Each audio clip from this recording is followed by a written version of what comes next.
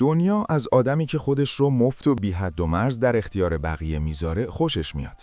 نه چون بهش احترام میذاره، بلکه چون میتونه ازش استفاده کنه. اگه خیلی دم دست باشی مصرفت میکنن. اگه همیشه در دسترس باشی بی ارزش فرضت میکنن و قدرت رو نمیدونن. اگه وقتت، وفاداریت و انرژیت رو رایگان ارائه بدی، تعجب نکن وقتی باهات مثل یه سبد جنس تخفیفی ته انبار رفتار میکنن. یه قانون اقتصادی بیرحم هست که روابط آدم‌ها رو میچرخونه و اصلاً هم براش مهم نیست تو ذات خوبی داری. اون قانون عرضه و تقاضاست. وقتی عرضه تو زیاده، یعنی وقتی همیشه هستی، همیشه جواب میدی، همیشه کمک میکنی، همیشه سرتکون میدی، تقاضا برای تو به صفر میرسه. تو شبیه اکسیژن میشی، شاید لازم ولی رایگان، و هیچ کس برای هوا پول نمیده مگه وقتی که داره خفه میشه. نیکولو ماکیاولی معمار قدرت اینو قرنها پیش فهمیده بود. هشدار داده بود که یه شاهزاده‌ای که زیادی بخشنده باشه، زیادی خوش برخورد باشه و زیادی خودمونی باشه، آخرش تحقیر میشه و ضعیف به نظر میاد، معمولی به نظر میاد و چیزهای معمولی هم دور ریخته میشن. تو کل عمرت رو گذاشتی که دوستت داشته باشن. بهت یاد دادن اگه بیشتر خدمات بدی، بیشتر احترام میگیری. این یه دروغه. این همون اخلاق بردگیه که به کارگرا یاد میدن، نه اون استراتژی که توی گوش پادشاه‌ها زمزمه میکنن. حقیقت خیلی تیره تره. حقیقت اینه که آدم‌ها فقط چیزی رو ارزش میدونن که مجبور باشن براش پول بدن.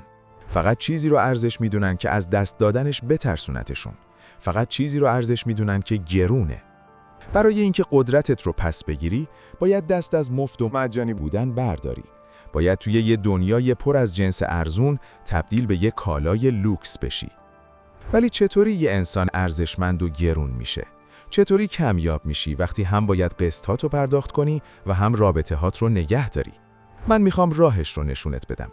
قرار روانشناسی ارزش رو باز کنیم و جز به جز بفهمیم. قرار قانون‌های اقتصاد لوکس رو روی شخصیت تو پیاده کنیم. تا آخر این ویدیو میفهمی چرا سخت در دسترس بودن یه فضیلته و چرا گرون بودن تنها راه واقعاً آزاد بودنه. ولی اولش باید قبول کنی که الان توی حراجی و وقتش در فروشگاه رو ببندی. فاز 1. پارادوکس ارزش. چرا آب رایگانه و الماس گرونه؟ آدام اسمیت، پدر اقتصاد، با یه پارادوکس درگیر بود که کل زندگی اجتماعی تو رو توضیح میده. پرسید چرا آب که برای زندگی لازمه تقریباً رایگانه و چرا الماس که به درد زندگی نمیخوره اینقدر عجیب گرونه؟ جوابش کمیابیه. آب همه جا هست، از آسمون میریزه، توی رودخونه ها جاریه. چون زیاده جدی گرفته نمیشه. باهاش دستت رو میشوری، سرویس رو باهاش میشوری، هدرش هم میدی. اما الماس نایابه، پیدا کردنش سخته، بیرون آوردنش کار میخواد، رنج میخواد، سرمایه میخواد. چون نایابه پرستیده میشه، براش آدم میکشن و آدمها خودشون رو گرسنه نگه میدارن که بخرنش. به زندگی خودت نگاه کن. تو آبی یا الماس؟ اون آدم بچه مثبت، اون بله قربانگو، اون دوست همیشه قابل اعتماد، اون آبه. برای اکوسیستم زندگی بقیه لازمه که به درد دلشون گوش بده، لازمه که کارای سنگین رو براشون انجام بده، لازمه که نظر اونا رو تایید کنه. ولی چون مفت و مجانیه هدرش میدن. قرار رو دقیقه 90 باهاش کنسل میکنن چون میدونن قاطی نمیکنه. حق الزحمش رو کم میدن چون میدونن چونه نمیزنه و آشغالهای احساسیشون رو میریزن توش چون میدونن مثل یه ظرف همیشه بازه. اما خودش فکر میکنه آدم خوبیه، ولی در واقع داره بازار رو با حضور خودش پر میکنه. از خودش یه اضافی ساخته. برای اینکه گرون بشی باید الماس بشی. یعنی باید برای کسایی که توان تو رو ندارن عملاً به درد نخور بشی. این تغییر مسیر سخته. لازمه اون قسمت وجودت رو که تشنه تایید فوریه بکشی.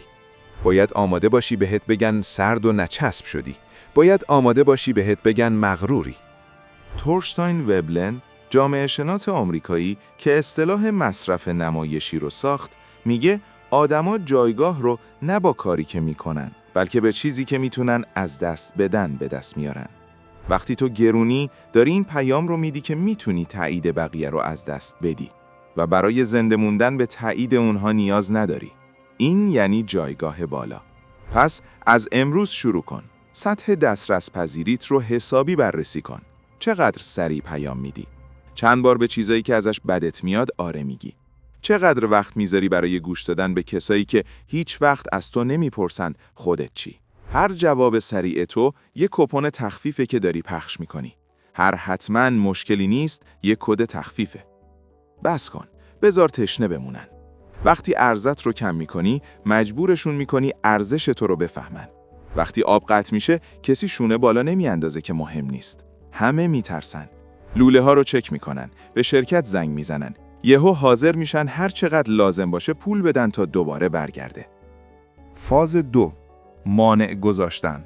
هنر چالش. میدونی اگه از کناره یه بوتیک لوکس مثل هرمس رد شی چی میبینی؟ یه صف میبینی. یه نگهبان امنیتی دم در میبینی.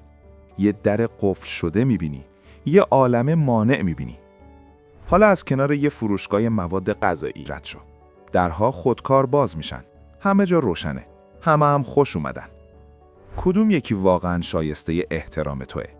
برای کدومش بهترین لباست رو میپوشی؟ ما چیزایی رو ارزشمند میدونیم که یه ذره در برابرمون مقاومت میکنن. این همون مفهوم روانشناختی توجیه تلاشه. اگه مجبور بشیم برای چیزی زحمت بکشیم، مغزمون توجیه میکنه که پس حتما ارزش داره. اما اگه خیلی راحت گیرمون بیاد، مغزمون نتیجه میگیره بی ارزشه. تو هر کسی رو راه دادی توی ذهنت. هر کسی رو راه دادی توی برنامه زندگیت. تو شدی همون فروشگاه مواد غذایی. اما باید یه مانع و تناب مخملی نصب کنی. باید چالش درست کنی. چالش یعنی هنر این که فقط به اندازه‌ای سخت در دسترس باشی که آدم‌های کم ارزش رو فیلتر کنه، ولی اونقدر جذاب هم باشی که آدم‌های با ارزش از مانع رد بشن. حالا چطوری اجراش می‌کنی؟ نه به صورت پیشفرضی که توی ذهنته. پیشفرض جواب دادن بیشتر آدما اینه که آره مگه دلیلی داشته باشم که نه بگم. پیشفرض تو باید تبدیل بشه به نه مگه اینکه تو دلیلی بدی که آره بگم. وقتی یکی یه لطف میخواد، یه جلسه میخواد یا یه قرار میخواد، جواب اول سکوته. بعدش میشه شاید. بعدش فقط اگه با مسیر و مأموریتت جور بود میشه آره. این مکس بی ادبی نیست. این یعنی محاسبه و اندازه‌گیری. یعنی داری پیام میدی وقتت از قبل پره. یعنی داری پیام میدی یه هدفی داری که بالاتر از خدمت کردن به اونهاست. دومین مورد فرایند صلاحیت زنجیه. هیچ کس رو بدون تست وارد دایره نزدیکت نکن. اگه یه آدم جدید میخواد دوستت بشه، فقط چون اونجا وایساده قبولش نکن. نگاهش کن. وفاداریش رو با چیزای کوچیک امتحان کن. آیا پشت سر بقیه حرف میزنه؟ پس پشت سر تو هم حرف میزنه. پس مانع رو بالا نگه دار. اگه یه مشتری میخواد باهات کار کنه، فقط پول رو نگیر. بذار درخواست بده. بذار فرم پر کنه. بذار یه هفته منتظر یه وقت خالی بمونه. این خلاف حس معمول به نظر میرسه. فکر میکنی مشتری رو از دست میدی. فکر میکنی دوستت رو از دست میدی. از دست میدی، اما آدمهای ارزون رو از دست میدی. انگل‌ها رو از دست میدی. ولی آدم‌های سطح بالا و اونایی که بازی رو میفهمن به مانع احترام میذارن. مانع رو میبینن و فکر میکنن اگه اینقدر سخت ازش محافظت میکنه، حتما یه چیز با ارزشون توه. ماکیاولی میگفت یه شاهزاده باید دیر باور کنه و دیر حرکت کنه. نباید با سایه ها یا شایعه ها تصمیم بگیره. آروم باش. بذار توی صف بمونن. بذار شک کنن که آیا قرار راشون بدی یا نه. همین اضطراب نکنه قبولم نکنه، وقتی آخرش قبول میکنی یه جهش دوپامین میسازه. اگه همون لحظه قبولشون کنی، اون جهش نیست، پس اعتیادی هم شکل نمیگیره. تو بدجنس نیستی، تو داری زندگیت رو پالایش میکنی. تو داری مطمئن میشی فقط آدم‌هایی اومدن داخل که پول ورودی رو دارن. اطلاعات قدرته و مثل هر پولی تورم نابودش میکنه. هرچی بیشتر حرف بزنی، ارزش حرفت کمتر میشه. اون آدم همیشه در دسترس یه کتاب بازه. توی قرار اول کل داستان زندگیش رو میگه. استراتژی‌هاش رو برای همکاراش توضیح میده. حرصش رو سر همسایه‌ها خالی میکنه. هر حرکتش رو توی شبکه‌های اجتماعی پخش میکنه. داره خودش رو بی‌ارزش میکنه. بازار رو با اطلاعات مربوط به خودش پر میکنه. و چون به همه چیز رو میگه، هیچ اهرمی نداره. هیچ رمز و رازی نداره. برای اینکه گرون بشی، باید تبدیل به یه خزانه و صندوق امانت شی. باید برای اطلاعات و محتویات درونت از آدما هزینه بگیری. این میرسوندمون به قانون پنهانکاری. ماکیاولی نوشت همه میبینن که تو چجوری به نظر میای، ولی تعداد کمی تجربه میکنن که واقعاً کی هستی. اون واقعاً کی هستی رو برای کسانی نگهدار که توان پرداخت هزینه‌اش رو داشته باشن. توی گفتگو قانون 80-20 رو تمرین کن. بذار اونها 80% حرف بزنن، تو 20% حرف بزن. و وقتی حرف میزنی توضیح اضافه نده. اعلام کن. دارم میرم یه شهر جدید. چرا؟ کجا؟ برای کاره؟ اینا تموم شد. وقت تغییره. توجیه نکن. توجیه زبان زیر دسته. رئیس دستور میده. کارمند توضیح میده. وقتی جزئیات رو نگه میداری، آدم‌ها رو مجبور میکنی جاهای خالی رو پر کنن. خیال پردازی‌های خودشون رو روی تو میندازن. فکر میکنن یه نقشه بزرگ داری. فکر میکنن عمیق‌تر از چیزی هستی که هستی. تو میشی یه معما که نمیتونن حلش کنن. و ذهن آدم‌ها گیر معماهای حل نشده است. به کاریزماتیک ترین آدم‌های تاریخ فکر کن. همشون یه جور فاصله دور از دسترس داشتن. حس می‌کردی میشناسیشون، ولی همیشه یه تیکه ازشون دست نیافتنی بود. همون فاصله برچسب قیمته. به دنیا میگه میتونی مدل پشت ویترین رو ببینی، ولی حق نداری موجودی انبار رو لمس کنی. کمتر خودتو لو بده. کمتر مسائل احساسیت رو پست کن. حرکت بعدیت رو قبل از اینکه انجامش بدی اعلام عمومی نکن. سکوت یه خلأ درست میکنه و توی این خلأ ارزش تو بالا میره. آدما کم کم نزدیکتر میشن. کم کم دنبال نظر تو میافتن، چون تو خیلی کم نظر میدی. وقتی آدم ساکت بالاخره حرف میزنه، اتاق ساکت میشه. وقتی آدم حرف میزنه، بقیه گوشیشونو چک میکنن. اون صدایی باش که شنیدنش ارزش و هزینه داره. فاز 4. قیمت خویشتن‌داری احساسی. حالا عمیق‌تر میریم. از زمان، دسترسی و کلمات گفتیم. ولی گرونترین چیزی که داری واکنش احساسی توئه. آدم‌های کم ارزش واکنشی هن. ارزونن. یه دکمه بزنی منفجر میشن. بهشون توهین کنی گریه میکنن. تعریفشون کنی ذوق میکنن. هیچ گونه حاکمیت درونی ندارن. برده اتفاقات بیرونی هن. گرون بودن یعنی واکنشی نبودن. یعنی داشتن چیزی که اعضای مکتب رواقیگری یا همون رواقی‌ها بهش میگفتن بی‌حسی. نه بیخیالی، بلکه آزادی از رنج. یعنی بتونی به آشوب نگاه کنی و تکون نخوری. چرا این گرونه؟ چون کنترل کردن بدن و زیست شناسیت انرژی وحشتناکی میخواد. وقتی یکی بی احترامی میکنه، مغزت غریزی داد میزنه که خاموش کردن اون داد یعنی کارکرد اجرایی سطح بالا، یعنی انضباط، یعنی یه روحی که خودش رو فتح کرده. اما وقتی به توهین واکنش نشون نمیدی، بازی قدرت رو به هم میریزی. توهین کننده دنبال واکنشه. اون میخواد ازت هزینه بگیره. اگه واکنش رو ازش دریغ کنی، معامله رو به هم زدی. یه مذاکره رو تصور کن. یکی عرق کرده، تند حرف میزنه، لهله میزنه که معامله رو ببنده. اون یکی تکیه داده، آروم نفس میکشه، پرونده میخونه. قدرت دست کیه؟ آدم آروم، آدم گرونه. ماکیاولی میدونست شاهزاده‌ای که از کوره در بره، اقتدارش رو از دست میده. عصبانیت یعنی اعتراف به ضعف. یعنی داری میگی یکی دیگه قدرت این رو داره که آرامش تو رو به هم بزنه. این قدرت رو بهشون نده. با احساساتت مثل شمش طلا توی گاو صندوق رفتار کن. هر بار که یکی در زد، اون شمشو تحویلش نده. اگه یکی خواست تحریکت کنه، با کنجکاوی نگاهش کن، نه با عصبانیت. مثل یه دانشمند که یه موش رو توی آزمایشگاه نگاه میکنه. رفتار جالبیه. بعدش برو. این سطح از فاصله برای آدم‌های تحریک کننده ترسناکه. اونا روی واکنش احساسی تو حساب میکنن. لازم دارن تو بهشون یه واکنش بدهکار باشی. این بدهی رو پرداخت نکن. برای نمایششون شبح شو. وقتی از نظر احساسی گرونی، آدمای دور و برت با احتیاط را میرن. نه چون بد رفتاری میکنی، بلکه چون نمیدونن دقیقاً کجای کاری. باید تلاش کنن بخوننت. باید انرژی خرج کنن بفهمنت. و هرچی بیشتر انرژی خرج کنن، تو براشون ارزشمندتر میشی. این همون اصطلاح خطای هزینه از دست رفته است که به نفع تو تبدیل به سلاح شده. اگه یکی ماها وقت گذاشته بفهمدت، احترام تو به دست بیاره، یه ذره از خود واقعی تو ببینه، راحت ول نمی‌کنه بره. چون روی تو زیادی سرمایه گذاری کرده و تو شدی گرونترین دارایی اون. فاز 5. بی‌نیازی. بلند شدن و رفتن. نهایت نشونه یک کالای لوکس اینه که به تو نیاز نداره بخریش.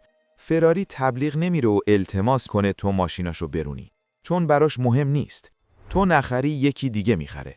اگه هم نخره، ماشین توی نمایشگاه میمونه. با اون ابهت ارزشش رو هم نگه میداره. اون آدم مجانی و همیشه در دسترس نیازمنده. اون به کار نیاز داره. اون به دختر نیاز داره. اون به دعوت شدن به مهمونی نیاز داره. و چون نیاز داره، توی مذاکره دستش خالیه.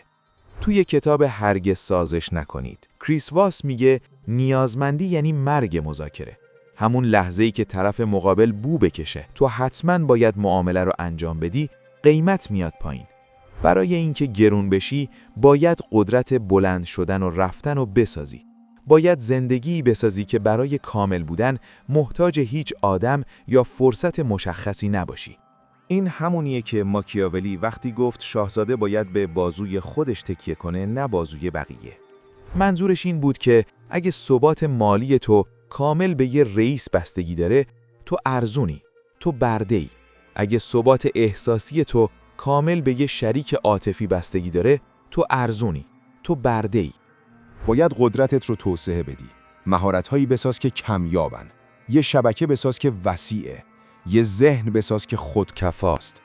وقتی ته ته وجودت بدونی از هر میزی میتونی بلند شی و باز هم اوکی باشی، خطرناک میشی. جور دیگه مذاکره میکنی. جور دیگه حرف میزنی. بلوف نمیزنی. و فقط شرایط رو میگی که این قیمت منه. این استاندارد منه. یا رعایتش کن یا من میرم. و باید واقعاً هم منظورت همین باشه. اون آدم مجانی و همیشه در دسترس توی رابطه بد میمونه، چون از تنها شدن میترسه. آدم گرون میره، چون میدونه تنهاییش بیشتر از همنشینی بد میارزه. اون آدم همیشه در دسترس حقوق کم رو قبول میکنه، چون از بیکاری میترسه. آدم گرون استعفا میده، چون میدونه مهارت‌هاش یک کالای فوق لوکسه. همین آمادگی برای به هم زدن معامله است که باعث میشه معامله ممکن بشه. به دنیا پیام میده من درمانده نیستم، دارم انتخاب میکنم. وقتی تو دست از نیاز داشتن به اونها برمیداری، اونها شروع میکنن به نیاز داشتن به تو. این طنز تلخ میل آدم هاست.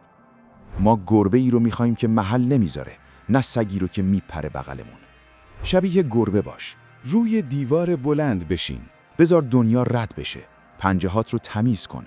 بذار با خوراکی بیان سمتت و حتی اون وقت هم شاید بخوری، شاید هم نخوری. این یعنی حالت ارزش.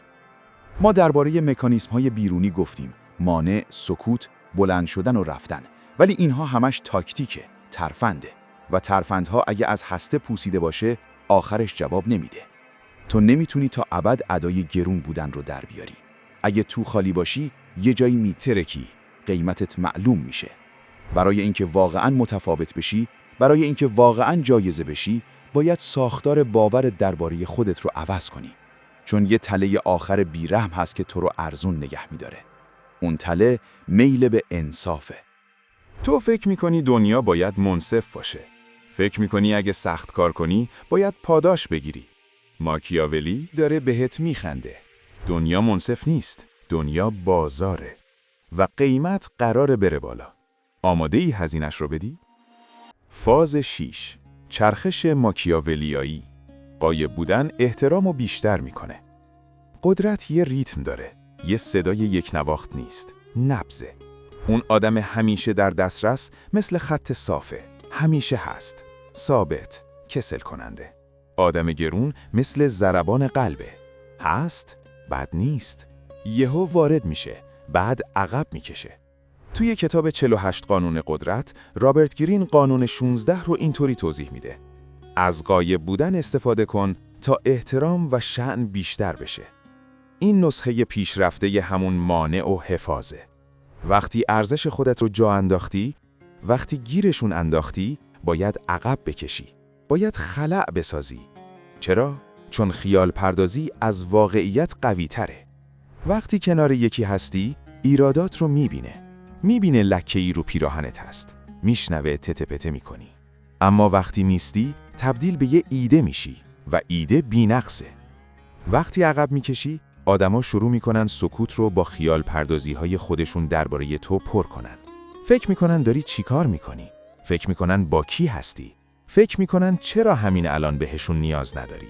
این کنجکاوی تبدیل میشه به تحسین. حتما داره کار مهمی میکنه. حتما خیلیا دنبالشن. تو عملاً داری حضور خودت رو ارزش گذاری میکنی. با کم کردن عرضه قیمت رو میبری بالا. ولی این اعصاب فولادی میخواد. چون وقتی عقب میکشی، ناامنی روانی میاد سراغت. که اگه فراموشم کنن چی؟ اگه یکی دیگه پیدا کنن چی؟ بذار امتحان کنن.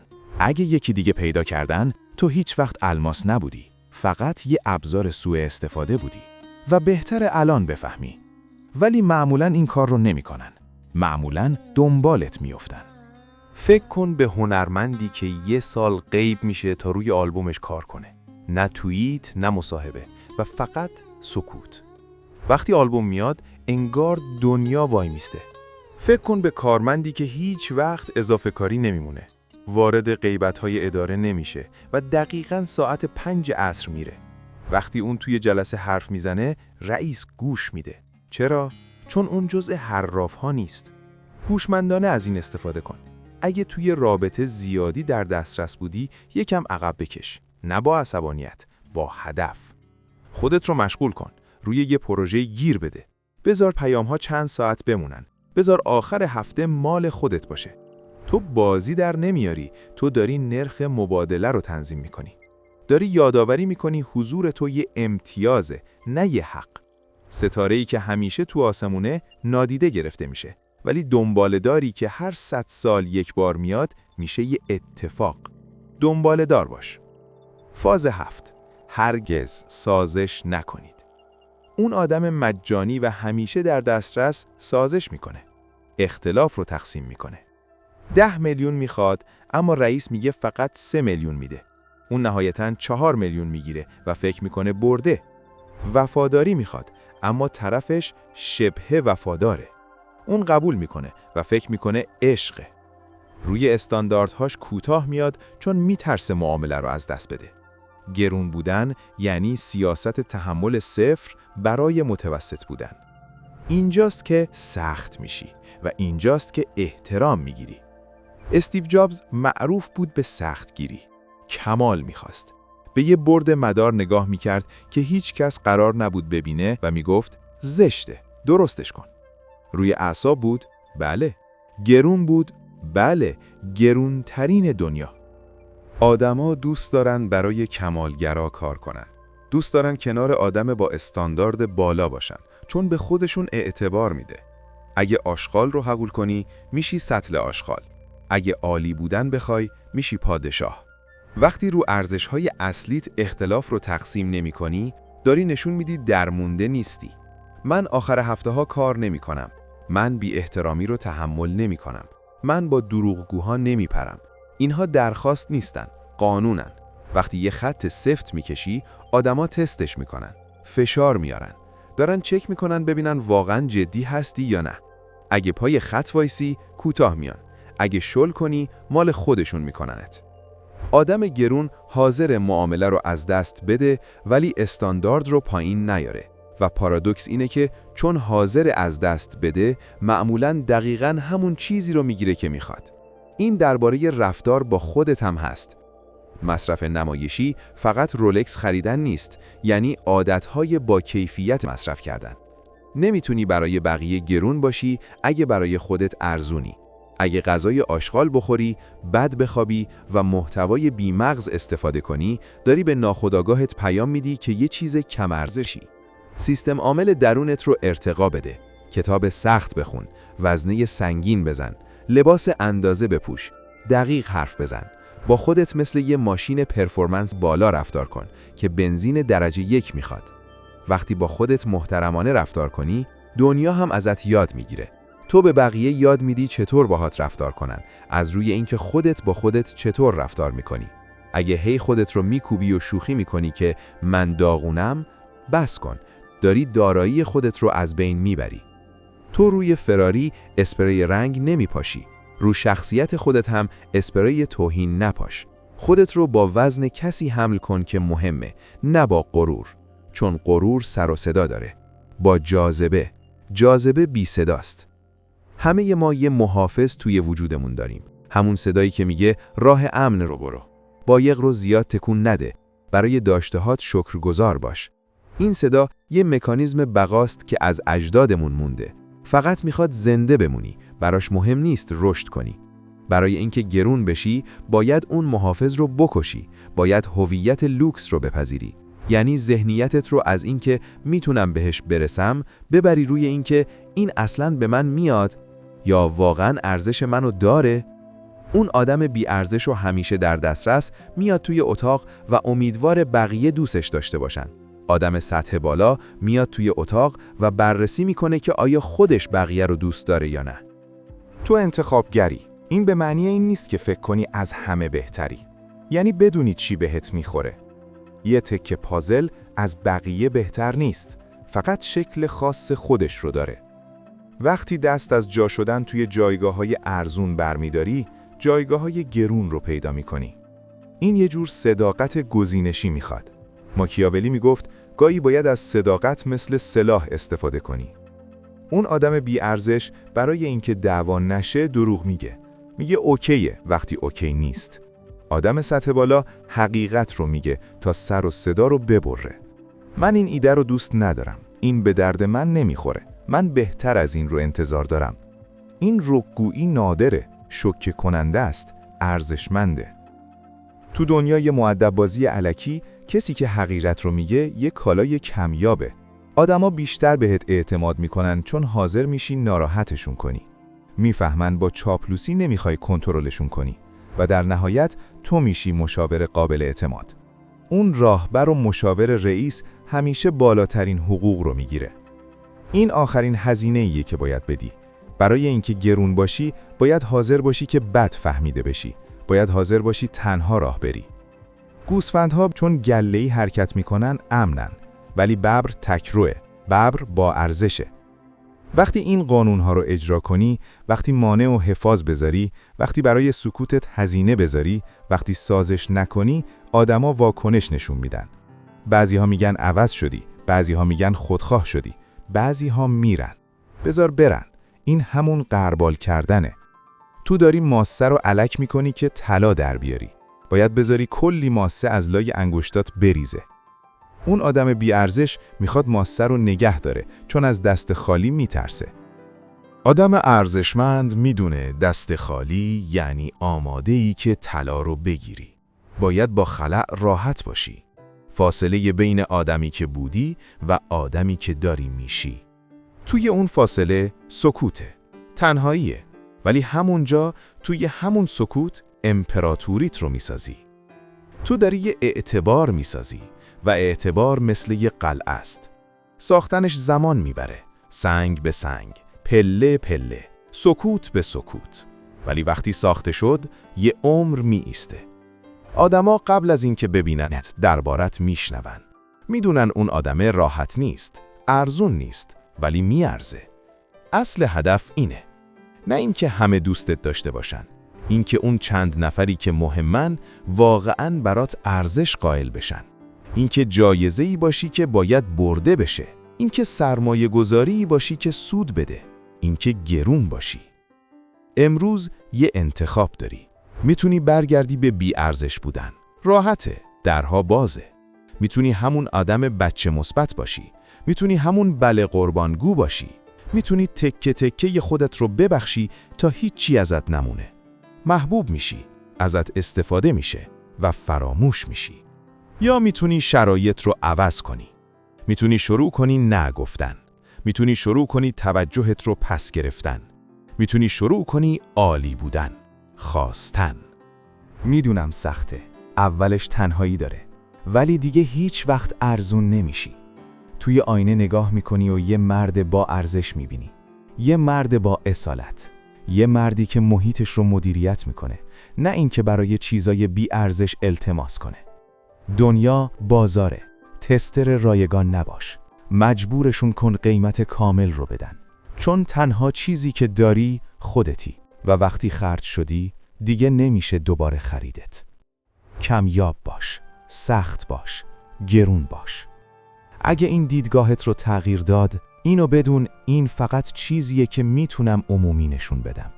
با سابسکرایب کردن کانال میریم توی عمیق‌ترین بخش‌های روان آدم. اما بیشتر آدم‌ها این کار رو نمی‌کنن. میدونی چرا؟ چون نکته اصلیش دقیقاً همینه.